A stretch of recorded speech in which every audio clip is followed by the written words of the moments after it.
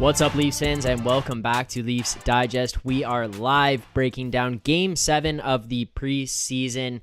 The Toronto Maple Leafs take on the Detroit Red Wings, and they win this one set 5-1 against Detroit. I mean, this was pretty much a AHL lineup from the Detroit Red Wings tonight versus mostly what we're going to see for Game 1 of the regular season for the Toronto Maple Leafs team. That was, for the most part, essentially the final lineup that we're going to see come opening night. And you look, they kind of flip-flop back and forth. Last night, Detroit went with their heavy starting lineup, essentially their opening night lineup, and then the Leafs kind of went with their secondary/AHL roster, other than obviously trying to get Sandin in there and get him some games. Obviously, you get to see Samsonov go in, so you see some backup situations, some of the extra guys get some time, but here for tonight, it was the big boy lineup, minus John Tavares, obviously, out with injury. Good to see Pierre Engvall get back up into this lineup. It was good to see Rasmus Sandin looking like Rasmus Sandin. And hey, if you guys are fans of the NBA, if you guys are fans of basketball, if you guys are fans of the Toronto Raptors, you guys might have noticed Rasmus Sandin. Maybe he was training with Pascal Siakam this summer because it looks like he's picked up that spicy spin move that he's got going on. Rasmus Sandin was looking pretty comfortable out there with the puck. He was looking confident. He was looking poised, obviously making some mistakes here or there. A little bit of rust to get out of the system, but otherwise, Rasmus Sandin, he's looking pretty good, and he was looking comfortable with that spin move. It was pretty cool to watch. He looked very good with the puck. He looked very poised. He had his head up, and it was good stuff. As far as the goals go tonight, going to start this one off with not the order the goals were scored in, but Dennis Maugan gets himself on the board. 4 goals, 8 points through the preseason. He is tied for the NHL lead in preseason points. Shout out to Dennis Maugan for getting himself on the board and actually making a big impact/impression, however you want to look at, through this preseason thus far. I mean, he has looked good. He, in my opinion, has solidified himself an opening night spot. I can't see a situation where they don't put him in there, and I'm not going to go ahead and crown him right now, but if Dennis Maugan stays in this lineup and makes an impact, I am going to be very curious how those people who sat here and complained about the Kyle Dubas, Mason Marchment trade will react once we start to see Dennis Maugan in this lineup on a consistent basis, if he is a guy who is able to make an impact night in, night out. So Dennis Maugan getting himself on the board, 1 shot, 1 goal. That's all you need. That's what it took for Dennis Maugan to get himself tied for the NHL lead in preseason points. I mean, means nothing, and once opening night comes, it will mean even less, but for the time being, shout out to Dennis Maugan. Following that up, let's just go William Nylander. 2 goals for the kid tonight. As far as goes here, as far as the score had updated, Nylander 2 goals, 4 shots on goal. And the one thing that I feel like people are going to agree with this one, but the one thing that I noticed out of William Nylander, and it was very evident on that first goal he scored, if William Nylander consistently does what he did on that first goal of the game that he scored, if he consistently does that, that is a guy who should score 45, 50 goals in a season. And I know 50 goals, that is a lot of goals. That is a big stretch. I get it. But watching him skate with a full head of steam, protecting the puck, taking it in stride, having his head on a swivel, protecting it from the back defender, stepping in, and then that lethal shot that he has where he can... I genuinely believe he could beat any goaltender in the NHL from the top of the circle in on any given night with that wrist shot that he has, because it is so lethal. That guy, if he has his head in the game, he has more than his head in the game. He has his heart in the game. William Nylander, to me, is a guy who could comfortably score 40 goals in a season. Now, mind you, that first goal on even strength, the second goal that he scored coming on the power play, Although that's the case, he stepped into that one with confidence. He had the poise, the positional awareness to be able to get into the right place, to grab the puck, step in, and not just hoof it right away as it came across to him. He took a quick second, settled it down, in terms of just settled himself down and not just launching himself into it, reevaluated where it was, squared up to the net, took the shot on goal, and is able to bang home the second of the game for himself and extend that Leafs lead. 2 goals, 4 shots on goal. It was a good night for William Nylander. And, I mean, we'll dig into some of these guys, their performances through the preseason, their performances here tonight. But before we do, the final goal scorer of the game, Austin Matthews, gets himself on the board with 2 as well. And interestingly enough, both Austin Matthews goals coming off of one-timers. Now, the second one was a little bit more of a scramble play where he steps into the slot on the power play. Morgan Rielly drops the puck back to him. Goaltender is down. There's a scramble everywhere. Matthews steps into a one-timer into a relatively empty net, but puts that one top shelf. That's just Austin Matthews. Now, the difference between that one-timer and the first one-timer that he scored of the game also on the power play was that first one-timer was not something we have frequently seen, or not something we've almost ever seen out of Austin Matthews. When he stepped into that one from Mitch Marner on the bump pass right to him as he's coming down towards the top of the circle there and let it fly. If Austin Matthews continues to shoot the puck like that this season, continues to add that one-timer into his repertoire, and is able to shoot the puck like that against opposition on the power play on 5-on-5, if he can add a ridiculous slap shot, that guy could legitimately score 70 goals this season. And I know 70 is a lot. He scored 60 last year. He missed 9 games last season, scoring 60 goals. He had a stretch of 50 in 50, and he was not taking one-timers like that frequently. If Austin Matthews adds that one-timer into his bag and just does it consistently, man, he is already the best goal scorer in the NHL. He is already the best goal scorer in the NHL.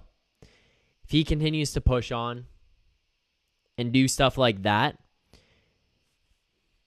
that man's bag is absolutely ridiculous. Austin Matthews also added on to his 2-goal game with 7 shots on goal, a hit, and a block, just proving how ridiculous he is of a player, how all around he is of a player. I did not see any of the takeaway stats that he might have had from tonight. If he did have any, I would kind of imagine that he would, given what he's done, given that he's been in the league lead of takeaways, or up near the top of league lead in takeaways over the past couple of seasons, right alongside Mark Stone, and I believe Alex Pietrangelo is up there with him as well. But Austin Matthews, man, that guy is an absolute beast. All right, let's dig into some of these guys here tonight. We obviously recap some of the goals, starting with Denis Maugan. Let's go into that one first. Denis Maugan has had himself an incredible preseason thus far. 4 goals, 8 points, NHL lead, tied for the NHL lead in points in the preseason. That goal that he scored was one of those ones where you kind of take a step back and you go, oh yeah, this guy hasn't gotten just lucky fluke goals. It's one of those ones where you see that the guy actually has playing potential and sustainable potential throughout the course of a season, where you go, hey, that guy might be able to hang on to a second line position for an extended period of time. I think obviously here William Nylander is going to start in the first line center position, so you're going to have to mix things up. I'm assuming Denis Maugan, Alex Kerfoot will probably play alongside of him. I think that's probably where they'd like to go. We saw solid chemistry out of Kerfoot and Nylander playing alongside of each other in the Habs series when Tavares went out. We saw it last year during periods of time whenever they had to play together. I think they'd like to slot Kerfoot in beside him. So it'll be interesting to see how that goes. But I have no doubt in my mind at this point in time that Denis Maugan will be sitting alongside William Nylander on that second line position. Maugan and Nylander have played extremely well together throughout this preseason. And as far as Predicting whether that'll hold up through the regular season, I am unsure. We don't know what Dennis Maugan is going to be like against NHL competition night in, night out. He's done it through different points of the preseason where he plays against NHL competition and has looked good. And then he plays against a team like the Detroit Red Wings tonight where they're basically rostering an AHL team. And he obviously has another really good night, scores a great goal. But that goal, the defensive breakup in the Leafs zone where they're able to break up the pass, read it coming across, and immediately turning defense into offense, heading up the ice, getting your feet moving, getting your heads up, traveling up ice, giving Dennis Maugan the puck, and he takes off, was stuff that you want to see. Like, that is fundamental hockey, where it's, hey, we need to use our defense to be able to transition into offense. A lot of times that this Leafs team has gotten themselves into trouble in the past is that this offense has been so heavily relied upon to bail out their defense. It doesn't work that well, or really almost at all, in the NHL to be able to win championships. We've seen NHL teams with high-powered offenses be able to win. We've also seen teams with terrible offenses, or maybe not terrible, but very boring offenses have some success. But on the flip side of those boring offensives, they have great defense.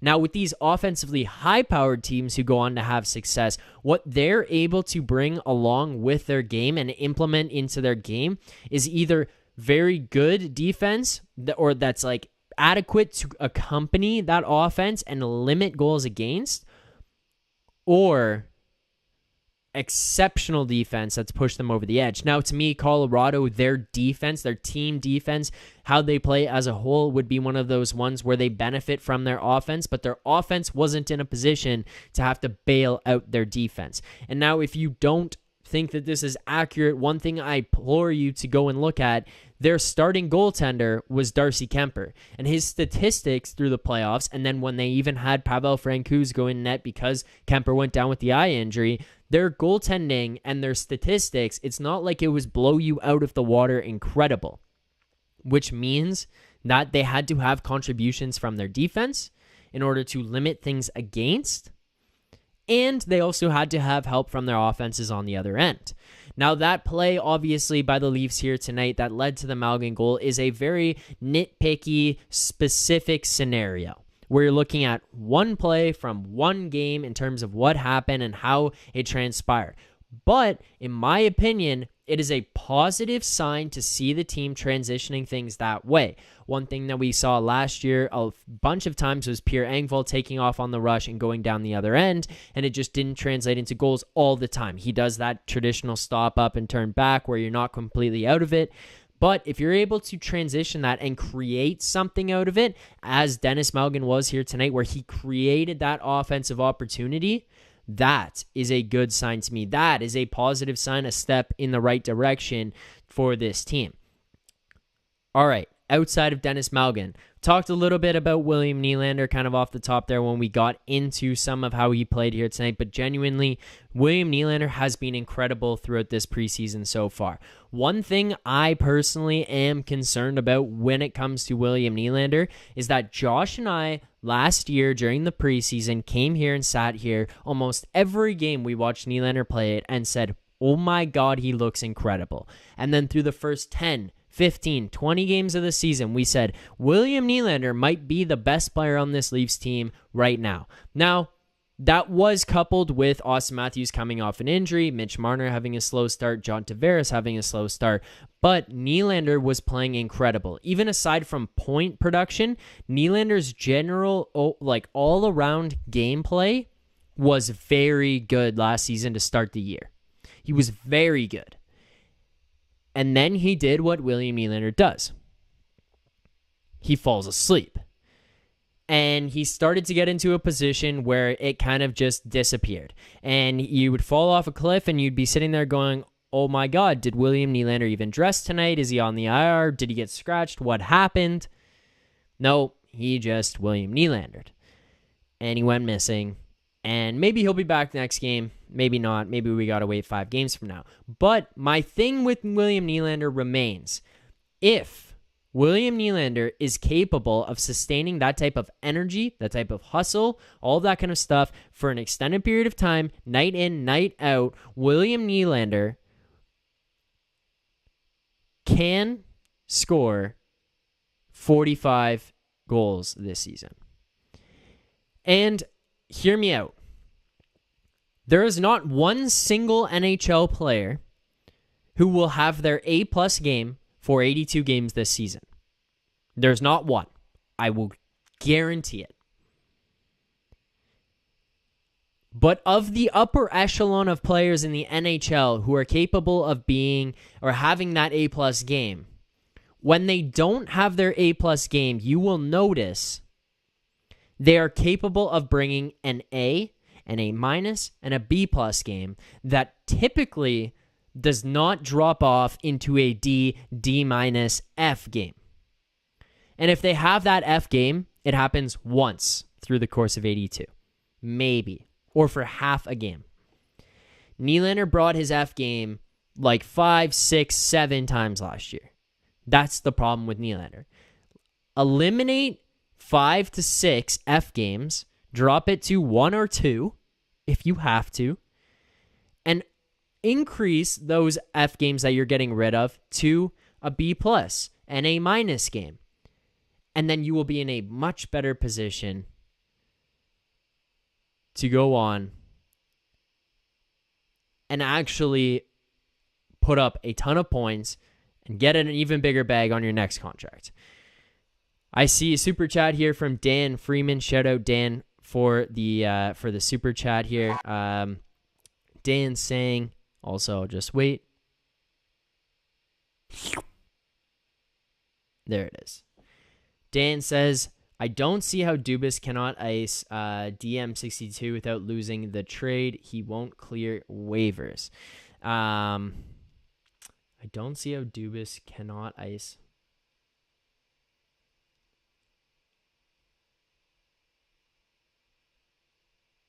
As in, like, if Maugan plays, he doesn't lose the trade. If is that what you're saying? Like, thank you for the super chat, Dan. I appreciate it. But are you saying if he plays, this trade is won? Because I actually understand. I understand what, like, in terms of like him getting into this and not getting waived and actually being in this lineup. If he plays on the second line, he is already more impactful than Dennis Marchment probably could have been here with this Leafs team. So I kind of understand that. I think, like, you're right, though. If he gets waived, he is not clearing. Like, there's no chance. I think that he makes it into this roster. I think that he plays on the second line. And with the William Nylander thing again there, it's just, that's a guy who is insanely skilled. And we're looking at him. One thing that happened to him when he came back from that season where he held out was, and it was very commonly talked about even amongst the players, was he came back so big, and not big in a bad way of, oh, this guy's out of shape, this guy's heavy, like he wasn't skating, he wasn't training. He came back so big because he was lifting weights and he was putting on muscle, and he came back so much heavier than he had played before. It probably impacted his game there. But what it looks like for William Nylander over the past year and a half, 2 years, is that he's adjusted and filled. You know, when a kid in elementary or high school grows really tall and all of a sudden they just become awkward and clunky, and then the statement is they need to grow into their body and they need to figure it out. That's kind of where I feel with Nylander, where he came here and was just all of a sudden so big, and that didn't translate to hockey. It didn't translate to on ice and actually being good at playing hockey and playing his style of hockey. It feels as though now he's grown into his body, his muscle mass, his weight, his strength that he put on, this strength that he added to his game. And it seems like he's actually able to apply that into his game. If he can do that consistently, I think this guy could be a very dominant force in the NHL right now. Dan Freeman clarifying there, if he goes on waivers and didn't clear, the trade was pointless. Yeah. Okay. Yeah. Fair enough. I see what you're saying. But I think if he does go on waivers, he would not clear. he would, he would, I understand what you're saying. Okay, I get it. But I don't think he's going to go on waivers. That's the point here for me, is that he's going to be playing. He's not going to go on waivers. He's going to be sitting in that second line spot to start the season. And I think once Tavares comes back, Maugan stays on that line. Is if there's continues to be chemistry between him and Nylander, and you slide down Kerfoot, and then you just add depth to your team. So it's going to be very interesting to see how they slot those guys out. For the super chat, I'm seeing Denver Charlebois saying, get rid of, remove Campbell. He's no longer a Leaf. LOL. No, come on, man. Nobody can have bad feelings towards Campbell. The guy loved it here. Go look at his headshot of him in Edmonton. It looks like as soon as he got to Edmonton, he just hated his life. And I don't know if that's just like McDavid and his sad demeanor rubbing off on Campbell, or if it's just because he just genuinely hates the city of Edmonton. I don't know what it is, but go look at him. That's the happiest man alive, and he gets to Edmonton, and his headshot, all of a sudden, he's got no smile. So, poor guy. Also, I talked about it a couple of weeks ago. I thought that Weegar had signed his contract in Calgary, but I misread it, and he was in the works of signing his contract. That contract finalized now. That guy is a legit defenseman, and he could have the potential to be a number one defenseman there in Calgary. I do not see how the Edmonton Oilers win that division ahead of the Calgary Flames. I think the Calgary Flames are much more built for playoff hockey than the Edmonton Oilers are right now. I think that the Calgary Flames have a much better chance of having success over the next 3 years than the Edmonton Oilers do, and their goaltending situation now, mind you, Markstrom kind of fell off in the playoffs last year, but I think Calgary will have a good time this season, because that team looks very good to me. And obviously they were going to have Weegar anyways, but him re-upping, like, that just significantly boosts morale. But for Campbell, for the whole Campbell situation, I'm still on board with Jack Campbell. We got to give him the super chat there. I mean, respect the guy and respect everything that he did here with his time as a Toronto Maple Leaf. But if you guys are very adamant about it not being Jack Campbell in the super chat anymore, let us know your suggestions of what you think we should change it up to, and we can maybe make that adjustment.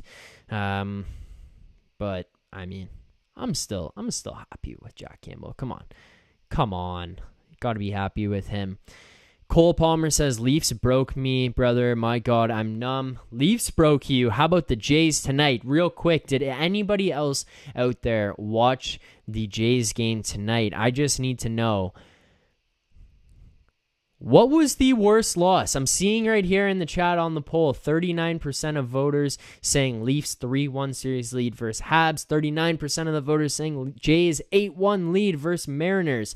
I was watching that game. I was absolutely fired up for what we were witnessing, and wow, what an interesting scenario that was there. So, hey, hate to see it. Now that is ultimate Toronto sports fans. You guys want to know what's bad? Through my job, I work with this guy now. He's a content creator. His name is Ian McMillan. He's a Jays, Leafs, and Atlanta Falcons fan. Holy smokes, could you imagine being a fan of all three of those teams? 4-1 loss, 3-1 series loss, 8-1 loss, and 28-3 Super Bowl loss. Those are the trifecta of teams to cheer for if you want to get your heart broken. That sucks for our guy Ian McMillan there. Also, I just want to say, I'm just going to shout it out right now. Obviously, this channel we will continue to run all season long. We will have the live post games. We will have video reactions and updates. So if you guys are here right now and you have not hit that like button, you have not hit subscribe, make sure you do so right now. We're very close to 3K subscribers. Help us get there. Goody will be back starting the regular season. So make sure you hit that subscribe button, hit that like, and help the boys get to 3,000 subscribers. We'll try to push for 10K this year. Who's to say we can't get 10K? Help us out. But I just want to also say, if you guys enjoy the content that I do, if you want more of what I will be doing for hockey stuff, I will be hosting 2 new shows this season. One will be on Thursday mornings at 10:30 with a professional sports bettor from Vancouver. His name is So Money, and another NHL hockey content creator in the space. His name is Alex B. Smith, and that will be on Thursdays at 10:30 in the morning on the Hammer HQ, the Hammer Betting Network. And on Fridays, the big show that I will be a part of, one that I am extremely excited about, something that it was something I follow this person's news, their breakdowns, their articles for a long period of time. On Friday mornings at 10:30, also on the Hammer HQ, going live every Friday, 10:30 to 11 a.m. I will be live with Rob Pizzola, professional sports bettor, known Toronto fan, and alongside Dom from The Athletic. It will be myself hosting Rob Pizzola and Dom from The Athletic every Friday morning at 10:30 a.m. live on the Hammer Betting Network, the Hammer HQ. So I am super excited about that. We will be breaking down the NHL, the top stories, news, everything going on there. And both guys, Toronto sports fans, so you can guarantee it will be a little extra fix of Toronto sports and Toronto Maple Leafs hockey breakdowns. So that one is real exciting. So make sure you guys hit that subscribe button, hit the like button on that, and go support, go check that out. But if you guys are here right now, you haven't hit like, you haven't hit subscribe on the Leafs Digest channel, make sure you do so right now. I'm seeing Gordon Graham in the chat saying, Browns fan here since the 60s. Gordon Graham, man, yeah, that's pain. I apologize. Hey, you're pretty much, if you're a Jays fan too, you're pretty much in the same trifecta as the Atlanta Falcons, Blue Jays, and Toronto Maple Leafs situation right there. That is pretty painful. James Dean, however, I did win a 12K parlay with Browns on the ticket. Nice. Denver, Charlebois, what are your thoughts of Murray? Matt Murray here tonight looked very good. 18 saves on 19 shots, obviously a 1 GAA. He looked very good. He has looked very calm all season long. And hey, he didn't have the best night last night, Samsonov. He made some incredible plays, but I feel very comfortable with this goaltending tandem going into this season. Last year, if you think back to the preseason, you think about what happened, Mrazek didn't look great in it. And I was all confident about Campbell. I was feeling good about him and where he was at heading into the preseason. But I'm feeling good about the goalie situation this year. We kind of ended up in a situation where we were looking at it going, how the hell did we just lose these guys? Why are we trading for Matt Murray? Right now, I feel very good about those moves. I feel very good about the trade. Matt Murray has looked very calm. He's looked comfortable. He hasn't looked like he's gotten too emotional in net, which I think is a very good thing. Gordon Graham mentioning, looks like he covers the bottom of the net well. I would agree. He's got pretty good, or he seems to have had pretty good rebound control.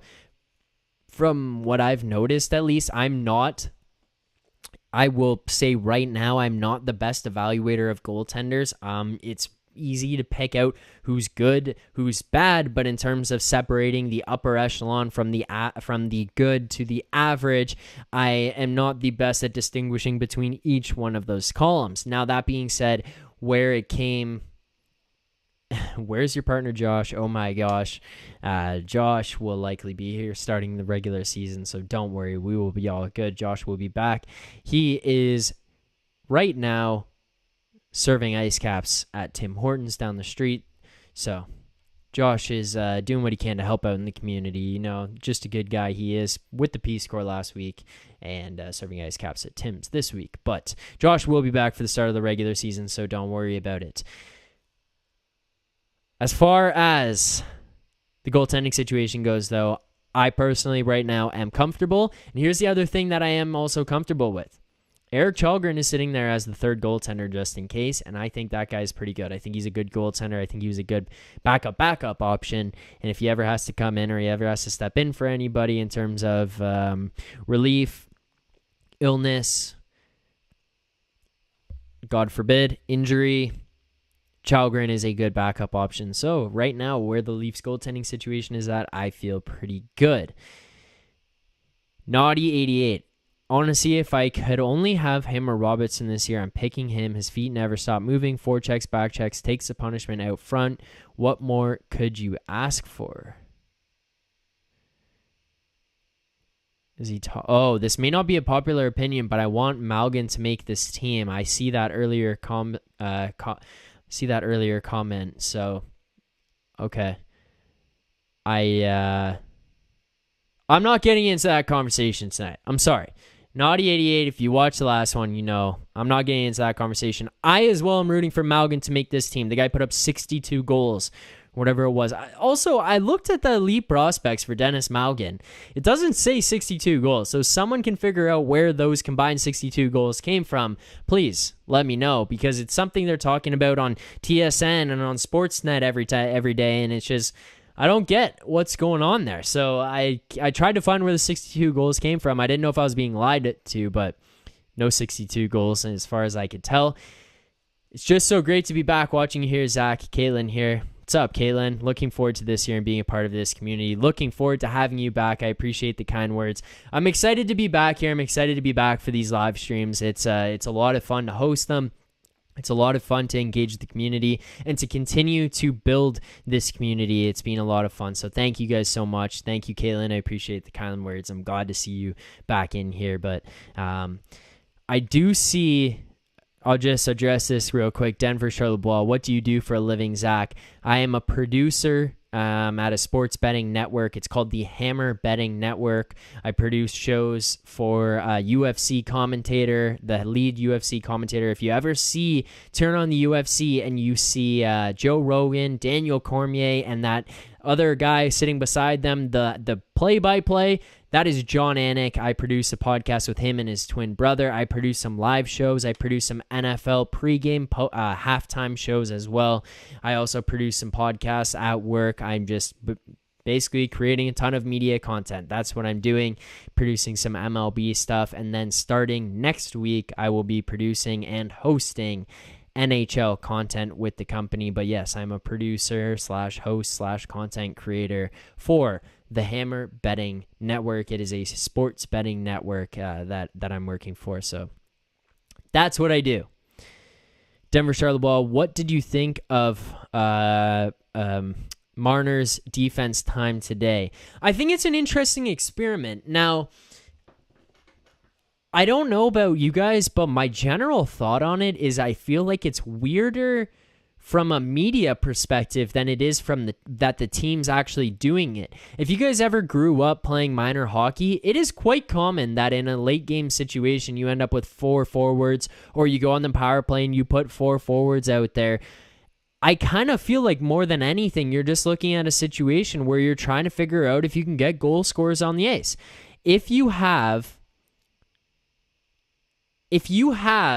a guy who scored 60 goals, a guy who scored 30 goals, if you have a guy who scored 60 goals, 2 guys who can score 30 goals, and a guy who scored 40 goals, and I'm talking about Matthews, Nylander, Marner, and John Tavares, the 40 goals. If you have all of those guys in your arsenal, and you have Morgan Rielly who can put up 10, 15, potentially 20 goals in a season,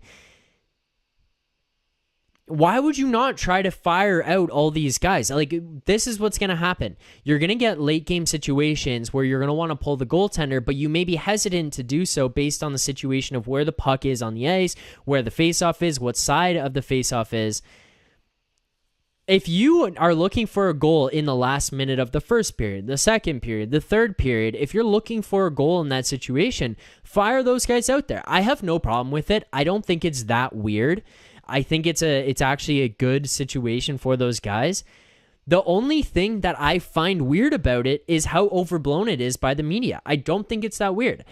And now it's been a very small sample size, but if you guys disagree, like I'm happy to entertain it and have a conversation about it. He's looked fine on D. He looked equivalent as what Kerfoot and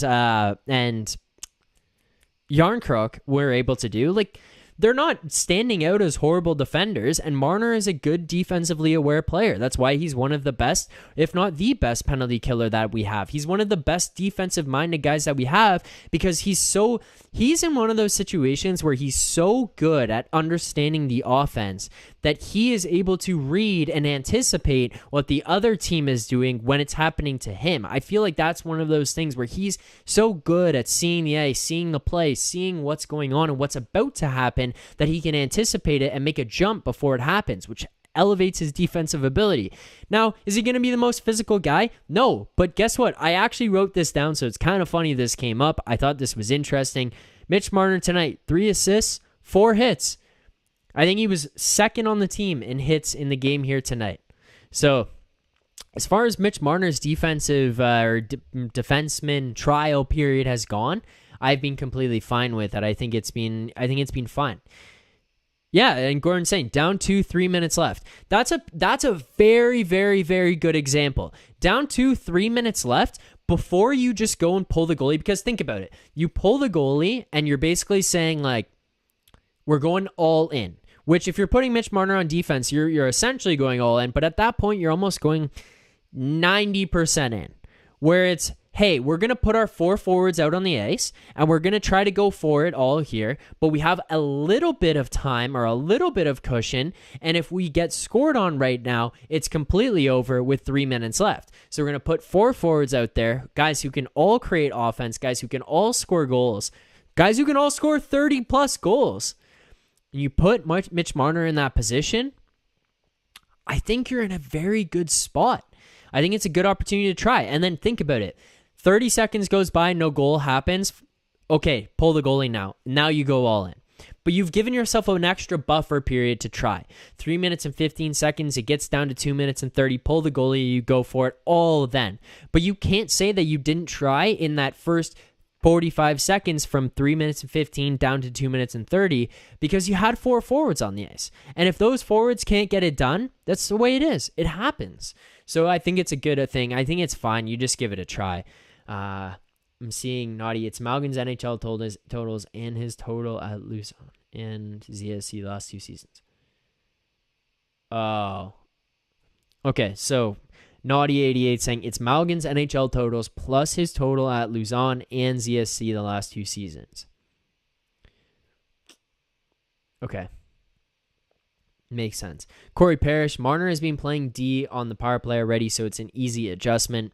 Agreed. Gordon Graham, best anticipation defensively. Yeah, I think that's what makes him stand out so well on the penalty kills, because think about how many times he's able to jump a pass or anticipate a read, a cross ice, get a stick in a lane.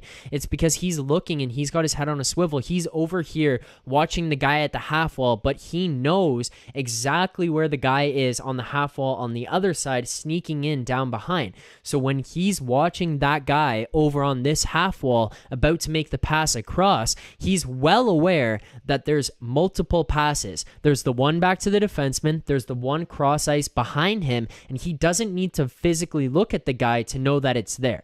So he's seeing the guy along the half wall, looking across to the point man or looking down below the net, but he knows that that opportunity to pass to the guy sliding in is there, so he's ready to put his stick into a lane. He's not watching that guy forgetting that that guy's behind or forgetting that there's the ability to make that pass there. He's so good offensively because he's the guy who goes on the half wall down the other end, who's looking at the guy down low, looking at the point man back up high, and he's making the cross ice pass to Austin Matthews sliding down in. So there's so many opportunities for him to be able to jump in and make some type of impact defensively that I think he's going to be, he'll be fine in that spot. As long as he's not just going to get bullied, or the one common joke is like, oh, the forwards don't skate backwards that well. As long as he's fine, he can keep up there. That's fine for me. Hurtlocker 66, a very good point. This is something that I was adamant about, and it didn't look good. Now I'm gonna hand up. I agree with this. It didn't look good, but Mason Marchment, Hurtlocker 66 saying Marchment was never going to play for the Leafs. When Mason Marchment left Toronto and he got traded, Whoa, that is a take. That's an interesting one. I'll get to that. When Mason Marchment got traded, he had never had a point per game, whether it was in minors or junior or in the AHL. He was not a point per game guy. You can't anticipate that. And you're looking at this guy who's not able to get to the point that you hoped he would be able to get to. And you kind of got to make a decision on him at that point. And you look and you say, a guy like Dennis Maugan might be able to make an impact for this team, and we'd rather go and trade Mason Marchment and get something rather than nothing. So you make the trade. I think that's fine. If you don't think the guy can play for your team, that's fine. If you think he can and you're selling low on him, that's when I have the problem. Make a trade for a guy that you think can't play for the team. That's fine. Shout out to Dennis Boxtel saying it's 4:25 over here and still listening to you. Keep up the good work. Hi from the Netherlands. Shout out Dennis Boxtel. 4:25. What is 6 hours ahead? Okay, fair enough. Shout out from the Netherlands. That is unreal. I appreciate you watching. I appreciate everyone watching worldwide. As the regular season kicks up, if people want to do it now and let us know where you're watching from, feel free. I always love seeing where people are watching from. It's always interesting to see that stuff going on in the chat, especially when we have all these people watching. So thank you everyone for tuning in. And again, guys, 64 concurrent viewers right now, 66, climbing up and down. But if you are in here, there's only 23 likes. If you are in here and you haven't hit that like, make sure you do so. And if you have not subscribed, please subscribe to the Leafs Digest channel. We greatly appreciate all of the subscribers, all of the support that we've gotten. And hopefully as the regular season kicks up, we can get to a place where we have even more people watching all at once. But please hit that like, hit that subscribe. We greatly appreciate all the support. Jeffrey Curry, hi from Taiwan. Shout out Jeffrey from Taiwan. If you guys are watching this from all different places, obviously we're going to get a bunch of people from Toronto. Corey Parrish, Medicine Hat, Alberta. Medicine Hat. I heard a cool story about Trevor Linden. Actually, you know what? We'll obviously talk about the Leafs, but let's get into this. This is a cool story. If it's true, this is a cool story. It came out today about Trevor Linden. Denver Charlebois, do you see Robertson being in game 1? Yes, I do. I do see him being in game 1. I think he's going to start the season with the team. I think they're going to give him a shot. So I just see that being something that they're going to try. Okay, where is this tweet? Came out from Jabo Vancouver. He says, I've heard a lot of Canucks stories, but I don't recall hearing this one from Brian Burke about Trevor Linden prior to drafting him. If you guys did not hear this story, or if you did hear this story, I'm sorry, but I'm going to read it real quickly. This is from Brian Burke. He says, we brought in 7 players for a series of psychological and physical tests. One of them was Trevor Linden.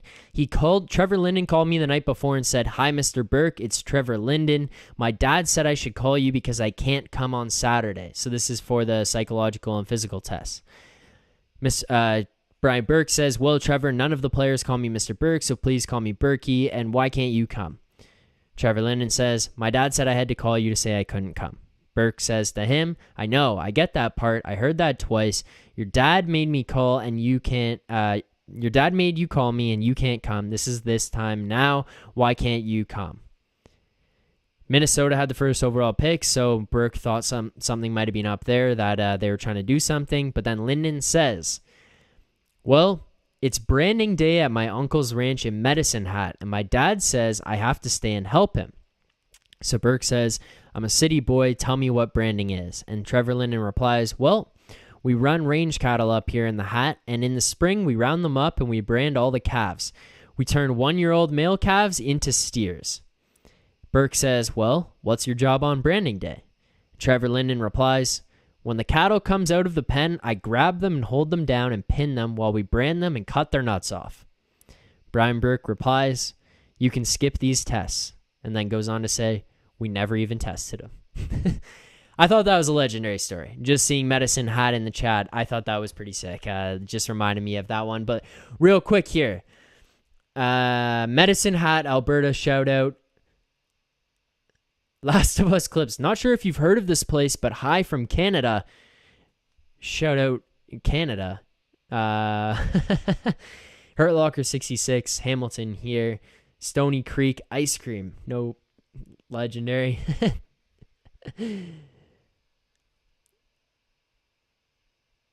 Denver, Charlotte Bull. Zach, how much did your playoff game cost last year against Tampa, if you don't mind me asking? I don't mind. If I paid for the ticket, I would honestly tell you it was from work. Work took all of us to the game. Our office took us to the game. That is how we got in there. So I genuinely do not know how much it cost. I would tell you if I knew, but I do not. I'm sorry, and do not feel sorry about asking. I'm all good with that.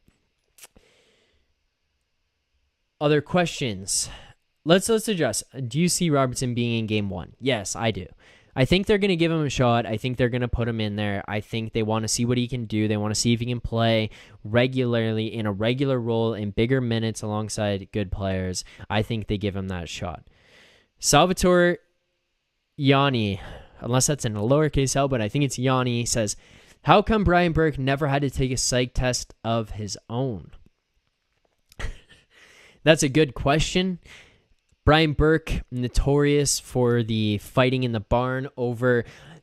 Brian Burke had a player offer sheeted and was willing to fight a GM over the player that was offer sheeted. Does anybody know who the player was that Brian Burke was willing to fight another GM over the offer sheet? Tell me in the chat who the player was. I swear I know. I can write it down. I'll write it down on a piece of paper if I can find a pen. Pen would be nice right now. There we go. I'll write it down on a piece of paper here.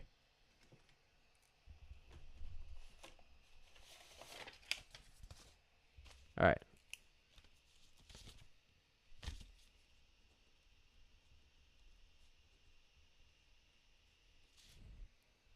All right.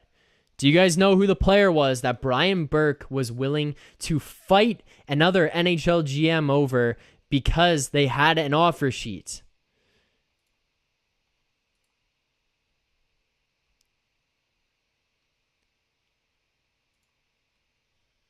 Yes, Dustin Penner. Dustin Penner is the player that the offer sheet fight came over, and Brian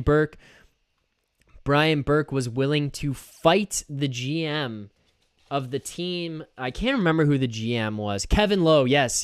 Thank you, Gordon. Kevin Lowe. He was willing to fight Kevin Lowe in a barn. Not just fight him in a barn over Dustin Penner, of all players. He wanted to fight. Brian Burke has had some legendary comments. I think one of my favorite ones was when he was talking about the Leafs team that fell off a cliff. 18-wheeler going off a cliff. That was legendary.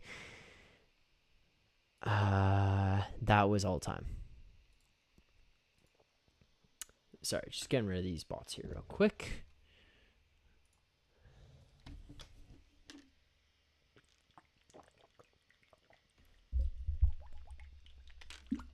I forget how much talking you do and there's only one person on here. Holy. Dan Freeman. Oh, wait, let's get into this first. James Dean, ask how many used Google. Fair enough. I don't know.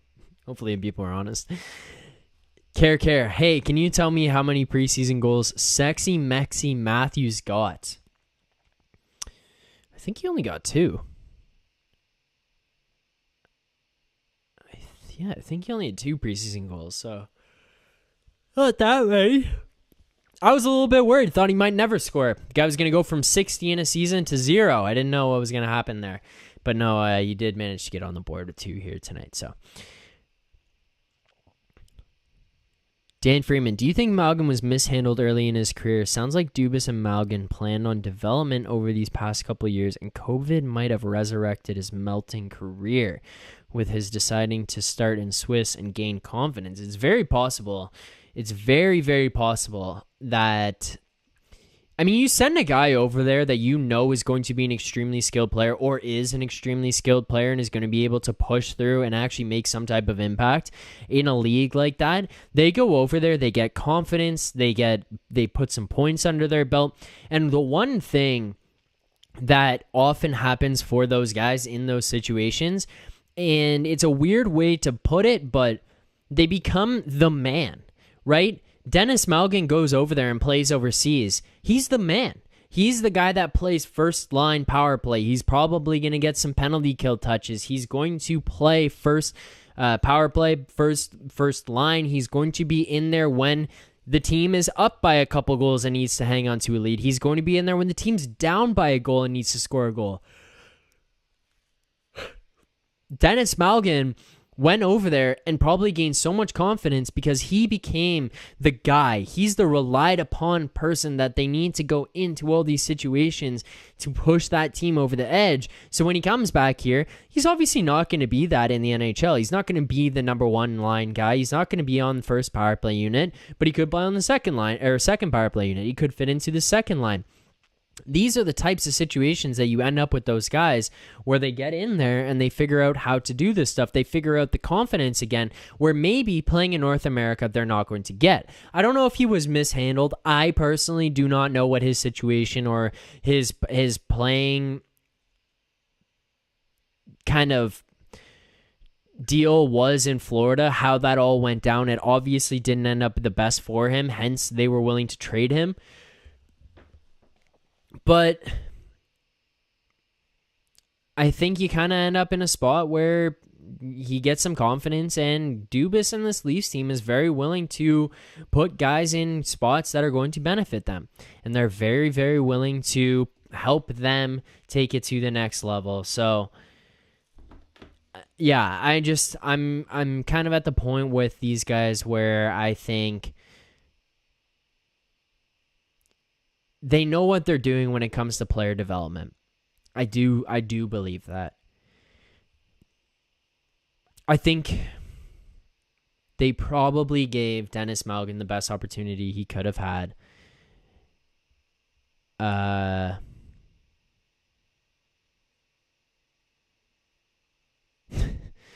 think they gave Dennis Maugan the best opportunity he could have had to be able to excel. So he played in front of 200 fans, small 18 to 20.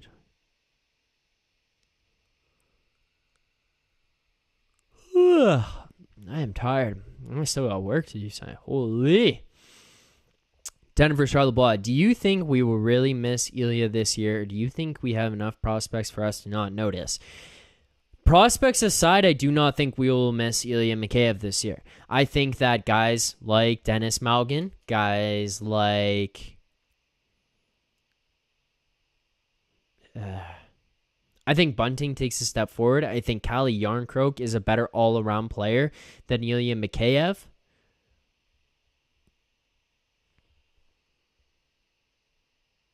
I don't know. Keep yawning. I don't think we miss Mikheyev this year. I'm just going to say that. I don't think we miss him. What are we going to miss? 45 breakaways and 3 goals? On those breakaways. I mean, he scored goals other ways, but on those breakaways,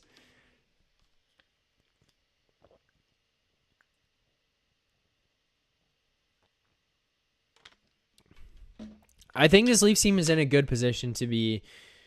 I mean, I don't want to say it. Like, why do I want to say this? Why do I want to do this? Ilya Mikheyev leaving, like, it doesn't change anything. And I'm going to sit here and I'm going to say to you guys, oh, this Leafs team is in a good position to go on a run. This Leafs team is in a good position to be a good team.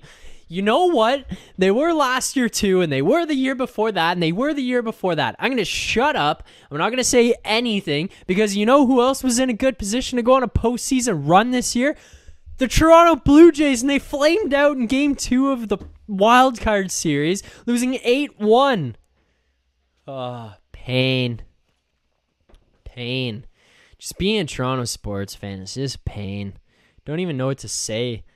I don't even want to predict anything. Like, what am I going to do? And I'm going to sit here and I'm going to say, yeah, the Leafs are going to lose in the first round. Then I'm the asshole who came on here and said the Leafs are going to lose in the first round, and then they lose in the first round, and then it's like, oh, whoop-de-doo, you were right. And I'm going to be sad wearing a bag on my head again. Or I'm going to say, no, the Leafs, this is their year, and then they're going to lose in the first round, and they're going to lose some traumatic fashion in the second round, and then I'm going to come on here, and I'm going to be sad again. The only way to get out of this is winning a Stanley Cup. I don't want to predict anything. It's a good Leafs team. Let's enjoy the regular season. You know what it is? It's the little things in life, guys. It's the little things. You gotta appreciate the little things in life. I'm just gonna appreciate this year more than ever. I'm gonna appreciate every goal scored and every Mitch Marner razzle dazzle spinorama backhander through the legs, flip puck tip, backdoor no look tweener assist. I'm going to appreciate them all. I'm going to appreciate every time Michael Bunting gets in someone's grill and draws them into another penalty like he did against Giovanni Smith tonight. I'm going to appreciate every save that not every game that Matt Murray wins. I'm going to appreciate every save that Matt Murray makes. Every time he saves,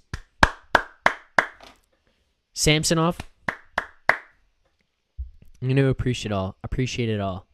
I'm going to be the most appreciative hockey fan there is. And then next week when the regular season starts and the Leafs start 0-3, I'm going to come on here and scream about how much I hate this team. That's what we do.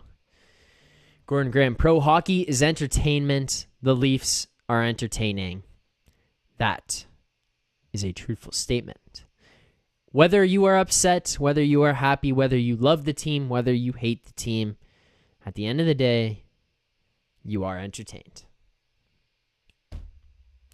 Denver Charlotte Boys, Zach, hope you have a good Thanksgiving dinner, buddy. Thank you. I appreciate it. I hope you do as well. I want to wish a happy Thanksgiving to everybody who's watching right now. It's been an absolute blast so far getting to start the preseason up again, getting to do these live streams. Goody will be back. Obviously, as I mentioned, he's wrapping up his shift at Tim Hortons, serving ice caps right now, helping out in the community. Goody does what Goody can do. But he will be back starting the regular season. Peace Corps last week, Tim Hortons tonight. The guy's absolutely loving it. Hurt Locker 66. The regular season for me helps the long, cold winter go by. I will say one thing that I did not ever realize would help pass the time more than anything. Become a very big fan of NFL football. Time will fly. Hockey, it's different because it's so many games and it's so frequent. You're like, each night you got a game and then it's, okay, we played on Tuesday, now we play on Thursday, now we play on Saturday. It slows down that time a little bit. NFL football is you play on Sunday, your game finishes, and you're waiting till next Sunday. And it just, and I know from my perspective too, like producing these NFL shows that I've been doing, you're basically every day. Monday is you prep for the Monday night game. The Monday night game happens Tuesday, Wednesday, Thursday. You're prepping for the Thursday night and the Sunday games. Thursday game finishes. Bam, you're prepping for Sunday. Sunday happens. Now it's all of a sudden, oh my God, we're through 4 weeks. It is wild. The NFL makes time go by quickly. I will say that.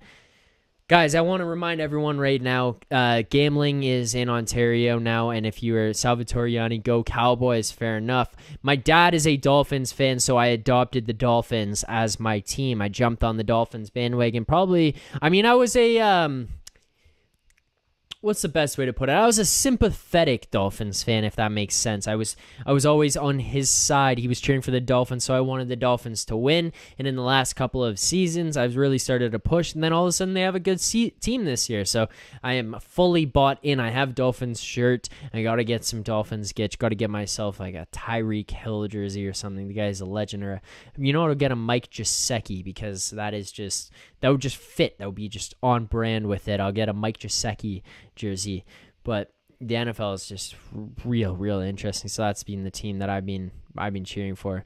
I don't even remember what I was on some other rant before I read the Go Cowboys thing. I think I was talking about something else.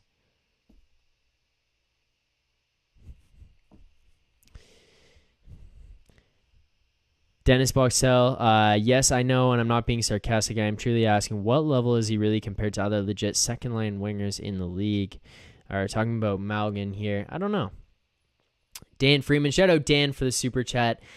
I'm going back to the well with the Jack Campbell super chat here. Ready? There it is. Shout out Jack Campbell. He's still a legend, guys. He's still a legend. Dan Freeman says, Dennis Maugan, preseason point leader of 4 goals. Was it 8 assists?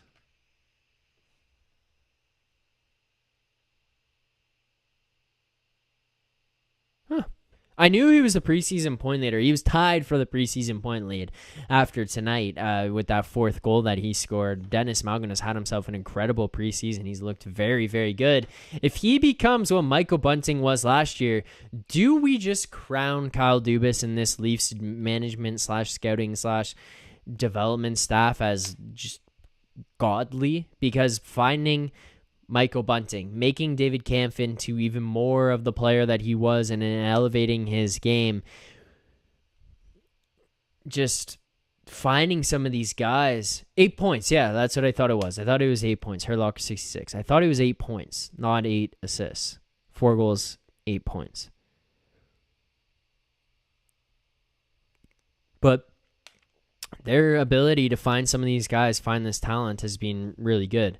Really impressive, honestly. But guys, I do want to say, sports betting is becoming legalized in Ontario and across Canada. It's also seeping into the US right now. And if you're going to bet on sports, make sure you do so responsibly. And one way to help you do that is by downloading the betstamp app. A lot of people will sign up for sports books. They start placing their bets. They start dumping money into an account, and you forget, how much money have I put into this account? How much money have I bet? Are my bets winning? Are they losing? You stop keeping track of some of this stuff, and it can become an endless pit of money. If you use, Zach's making me yawn. I'm sorry, guys. I am getting tired here, so I'm battling through this one. Just finish this one up, still hang out with you guys. But if you're betting on sports, people dump away a lot of money, and it can be a bad thing. So you want to gamble responsibly, and with the Betstamp app, you can keep track of all of the bets that you play, all of the bets that you place, the amount of money that you've put into an account, the bonus money that you get, the free bets that you're placing. You can keep track of your winners, your losers, how many bets you're placing a night. The Betstamp app helps you organize all of it. It also helps you make sure that you are always getting the best odds for every single game that you are betting on. If you guys have not already, make sure you download the Betstamp app, input referral code Leafs, go on there and search up Zack Phillips. If you go on there, you can follow me on the Betstamp app. You can see all of the bets that I'm placing, and you can go and you can get it in real time when I'm placing those bets. So yet again, if you are betting on sports already, if you do want to continue to bet on sports, or you are interested in betting on sports, make sure you download the Betstamp app to get yourself started. You can sign up at all the books. You will get exclusive essentially deals when you sign up for the books, exclusive deposit matches. But make sure you sign up for Betstamp and use referral code Leafs when you do. Dan Freeman, all good. I was just a little confused when I saw it, that 8 apples. I was pretty sure it was 8 points, not 8 assists. But still, preseason point lead. Last thing I will address before I finish this one off, and as I mentioned, we will do the grades of the game again this season, but we will wait till the regular season to do those. I want to do them with Goody for the first one. We'll go through some predictions, all that kind of stuff. We will do all the regular season stuff that we normally do. Our Awesome Matthews play of the game, it will all be back. We want to warm some things up here, get you guys ready, not just give you everything in the preseason. We want to make you wait and come back for the regular season to see a lot of our normal stuff. But let's talk about this right now. Jeffrey Curry, last thing I'll talk about before we end this one. Dubas might do good things once the Tavares contract is gone in 2024. Jeffrey Curry saying, if he goes and signs someone to another glory contract, I'll just die. And Dan Freeman says, Jeffrey Curry, I think Tavares has 3 years left. Here is what I want to say about the Tavares signing. Happy Thanksgiving, Donnie. Happy to see you in here. First things first with the Tavares signing is that every single team in the NHL would have signed Tavares at that price at that time. I strongly believe that.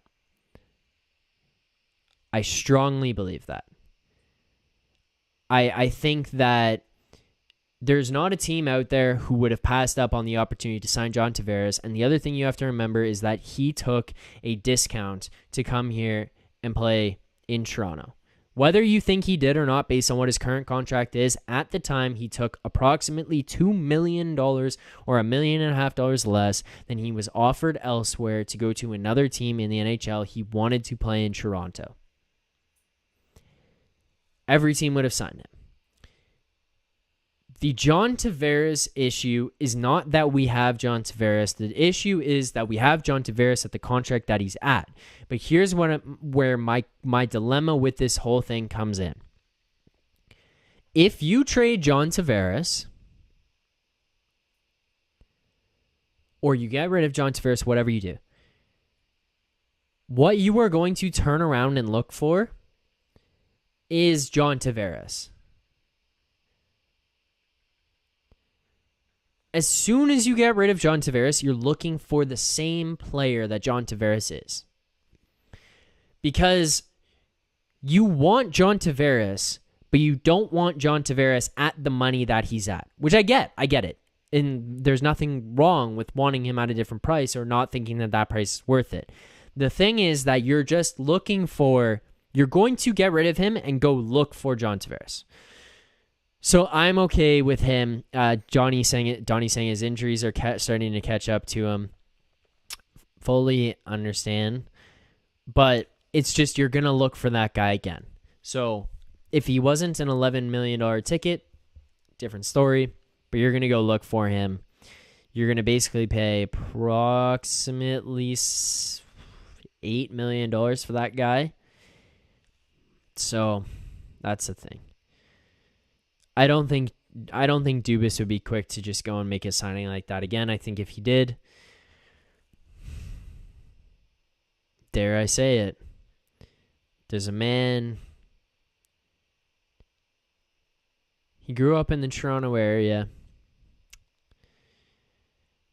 He always dreamed of playing the blue and whites. Played for a minor hockey team in the GTHL. Started with Toronto.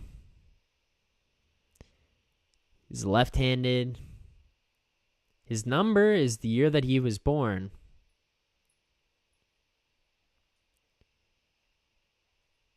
If you know who I'm talking about, he's going to be a free agent around the same time.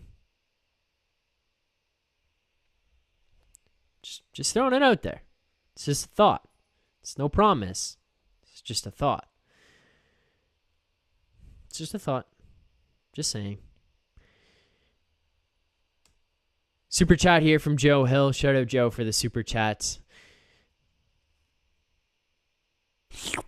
There it is. Didn't want to talk through it. Joe saying, fantastic win tonight, boys. 970 save percentage from Murray this preseason. I love it. I love it too. Thank you so much for the super chat. But Matt Murray has been very good so far in this preseason. It's been a good one. We've been really happy for I've been really happy with Matt Murray. I've been happy with the goaltending tandem. I've been happy for Kyle Dubas because it looks like he's made some good signings here with these goaltenders and the trades that he's made. It's turned out pretty well.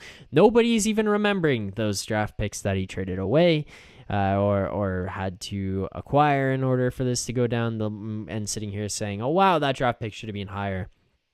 Maybe not. Maybe Matt Murray pans out and it works pretty well. But Salvatore Yanni, Islanders signed Barzal the huge deal, and he's not half as good as Tavares is. I think Matt Barzal is pretty sick. Jeffrey Curry, if Toronto fires Dubas, will regret it later. It's interesting, and I'm not going to talk about it much now, but if you guys are interested in this topic, make sure you hit that subscribe button on this channel. Make sure you hit like. I will put out a video relatively soon about it. Maybe, just maybe, we can get Goody to come back from landscaping duty for one day to do this video with me, because I have something in mind about a quote that I saw recently about Austin Matthews and his relationship with Kyle Dubas. But if you guys want to see that, you will have to subscribe to this channel. Make sure you hit that like button on this video. Leafs fans, we will be back very soon. Thank you guys so much for tuning in here tonight. It has been a lot of fun. Thank you guys so much. Happy Thanksgiving to everybody. The Toronto Maple Leafs win this Game 7 of the preseason against the Detroit Red Wings, 5-1. A goal from Dennis Maugan. He ties the league lead in preseason points. William Nylander grabs himself another 2 goals. Austin Matthews, 2 goals here tonight, and shows a new trick out of his bag, the one-timer. That man looks lethal. Leafs fans, thank you guys so much for tuning in. This has been a successful preseason. The live streams are so back. Leafs Digest is back. Make sure you hit that subscribe button. Make sure you hit that like button. And finally, I see here, I'll give it a quick second here, but we got a super chat from Dennis Boxtel. Dennis, if you have something to say, I see there's no comments attached to that. Please let me know as I wrap this up. But otherwise, thank you so much. Thank you so much for the super chat, as it's greatly appreciated as always. Thank you, Dennis, for the super chat. But Jeffrey Curry, much love. Maple Brothers, peace out. Joe Hill, he was in the playoffs. Dan Freeman, okay, it was the game that matters most. Leafs fans, thank you guys so much. Dennis, if you have something to say, comment it after this video. I'm about to wrap this up. I will shout it out next time. Guys, thank you so much for tuning in. Happy Thanksgiving, everyone. Enjoy the rest of your weekends. Eat a ton of turkey this weekend, or don't if you don't like turkey, or if you're a vegetarian or whatever. But enjoy Thanksgiving, enjoy being around your families, and we will see you guys very soon for the start of the regular season and some more videos around the corner. Leafs fans, thank you guys so much for tuning in. Keep believing.